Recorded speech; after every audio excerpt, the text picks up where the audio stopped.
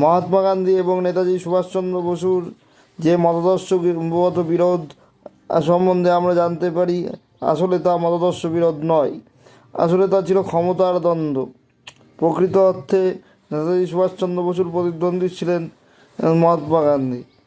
এই একটি ঘটনাই তার প্রমাণ। 1939 সালের কংগ্রেস অধিবেশনে যখন সুভাষচন্দ্র বসু সভাপতির পদ লাভ করেন, তখন পট্টবী তামারাইয়া সভাপতির পদের পদপ্রার্থী ছিলেন। তিনি নেতাজির কাছে পরাজিত হন এবং এর পরবর্তীকালে মহাত্মা গান্ধী মন্তব্য করেন যে পট্টবীর পরাজয় আমারই পরাজয়। সুতরাং এটা পরিষ্কার যে নেতাজিকে তিনি প্রতিদ্বন্দ্বী রূপেই মানতেন এবং তারই অনড় অবস্থানের কারণে নেতাজিকে পদত্যাগ করতে বাধ্য হতে হয়েছিল।